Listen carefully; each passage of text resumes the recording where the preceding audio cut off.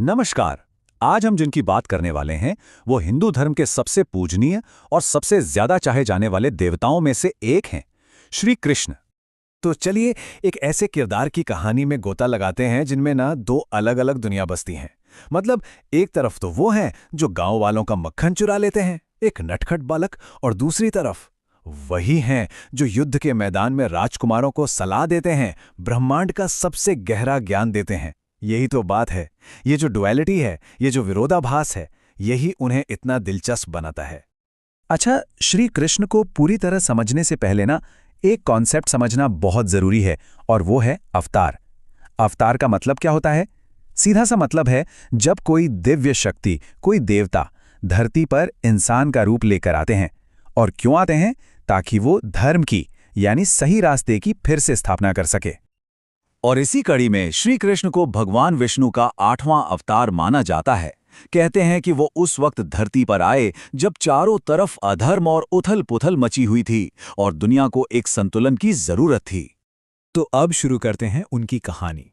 उनकी कहानी की शुरुआत ही देखिए कितनी नाटकीय है। एक भविष्यवाणी से होती है और एक ऐसे जन्म से जो बहुत ही ज्यादा खतरों से भरा हुआ था। सोचिए, उनका जन्म कहाँ हुआ? मथुरा की एक जेल में। उनके माता पिता देवकी और वासुदेव को उनके ही मामा एक अत्याचारी राजा कंस ने कैद कर रखा था। ऐसे हालात में उनका बचना ही अपने आप में एक चमत्कार था। और फिर एक और चमत्कार हुआ। उनके पिता वासुदेव उस नन्हे से बालक को लेकर उफनती यमुना नदी पार कर गए और उन्हें गोकुल में सुरक्षित छोड़ आए। तो अब कृष्ण पहुंच गए गोकुल, जहां उनका पालन पोषण हुआ। उनके पालक माता पिता थे यशोदा और नंद। और उनका बचपन, भाई वो किसी आम बच्चे जैसा नहीं था। वो तो दिव्य लीलाओं और हैरान कर देने वाली घटनाओं से भरा हुआ था।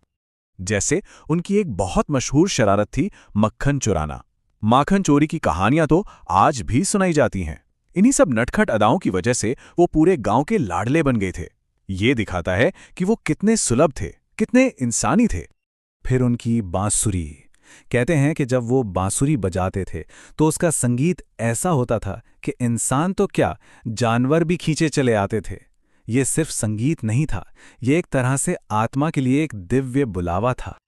और उनकी दिव्य शक्ति का अंदाजा इस बात से लगाइए कि एक बार जब बारिश के देवता इंद्र नाराज हो गए और मूसलाधार बारिश करने लगे, तो इस छोटे से बालक ने पूरे गोवर्धन पर्वत को अपनी एक उंगली पर उठा लिया, सिर्फ इसलिए ताकि वो अपने गांव वालों को बचा सकें।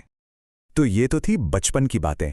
अब थोड़ा आगे बढ़ते हैं और देखते हैं कि जब कृष्ण बड़े हुए तो उन्होंने भारत के सबसे बड़े महाकाव्य महाभारत में कितनी अहम भूमिका निभाई।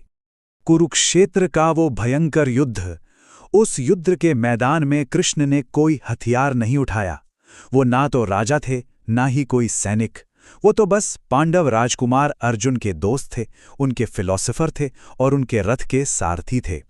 उनका काम था अर्जुन को सही रास्ता दिखाना, धर्म का रास्ता।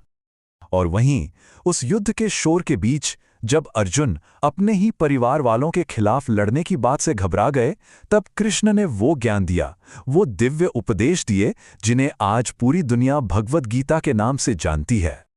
गीता का एक श्लोक है जो उनके पूरे दर्शन का, उनकी पूरी फिलॉसफी का निचोड़ है।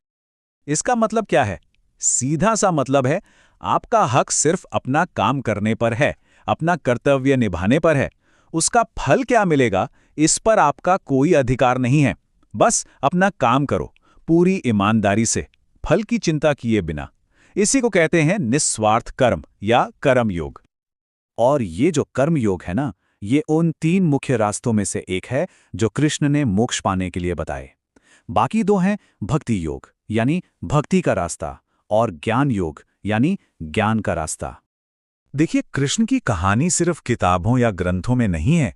उनका प्रभाव आज भी, इस वक्त भी पूरी दुनिया में महसूस किया जा सकता है, कई प्रतीकों और जीती जागती परंपराओं के जरिए। उनसे जुड़ी हर चीज का एक गहरा मतलब है।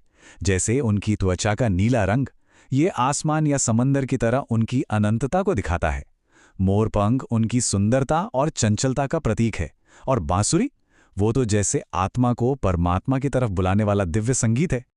उनकी याद में जन्माष्टमी जैसा बड़ा त्योहार मनाया जाता है। रासलीला के जरिए उनके दिव्य नृत्य को आज भी जिया जाता है। और सिर्फ भारत में ही नहीं, वैष्णव परंपरा हो या ISKCON जैसा ग्लोबल मूवमेंट, दुनिया भर में करोड़ों लोग उन्हें मानते हैं, उनकी पूजा करते हैं। तो आखिर में कृष्ण का जीवन हमें सिखाता क्या है?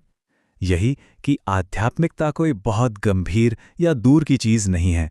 इस जिंदगी के हर हिस्से में मिल सकती है, खेल में, प्यार में, अपने कर्तव्य निभाने में और भक्ति में। वो भगवान का एक ऐसा रूप है जो हमारे करीब हैं, जिनसे प्यार किया जा सकता है। तो कृष्ण की ये पूरी कहानी, खेल, कर्तव्य और भक्ति से भरी उनकी ये जिंदगी आज के ज़माने में हमें क्या सिखा सकती है? ये एक सवाल है जिस पर सोचना बनता है।